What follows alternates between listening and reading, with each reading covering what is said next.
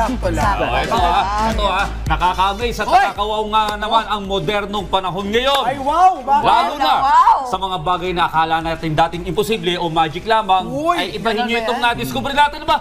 Ay, bago na na-discover? Oo, ang 3D printing. Ay, bago lang! Halina't panoorin po natin ito, mga ka-RSP.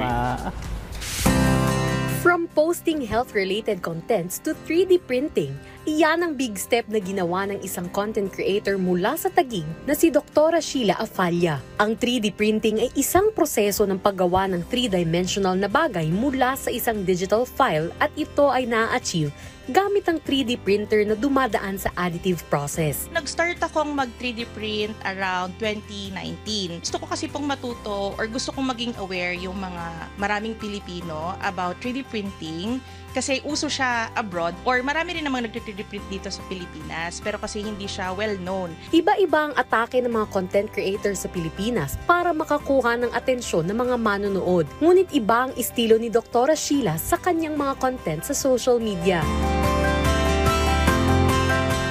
Ang content ko talaga is about medicine. Kaso nga, sobrang saturated na nung part na yon. So, sabi ko, 3D printing walang gumagawa nito sa Pilipinas. Kung meron man, parang magpo-post ka lang ng videos, wala namang nagtuturo, walang mukha, walang nagsasalita. So, sabi ko, try ko nga, gawin ko lang. Si Dr. Sheila ay isang patunay na kahit anong bagay ay maaari mong gawa ng content online. Ngunit mas madali gumawa ng mga social media posting kung ang ibinabahagi mo ay ang mga hilig mo at ang malapit sa iyong puso. Lahat kasi naaaral. So, dahil mahilig ako sa pagbubutingting, madali lang siya sa akin. So, inaral ko siya. And madali lang siya for me kahit may mga problems, ako na mismo yung nagto-troubleshoot. Kaya gusto kong i-share sa iba na lahat naman napapag-aralan kung gusto mo talagang pasukin.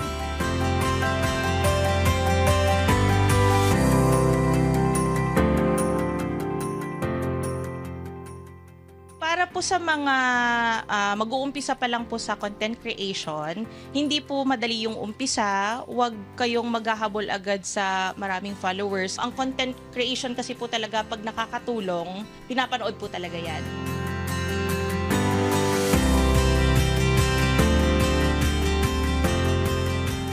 Hindi sa dami ng likes at followers ang sukatan ng kasikatan. Ang mahalaga ay may natututuhan ang iyong manonood sa iyong mga content. Dahil sa huli, lamang pa rin ang may alam.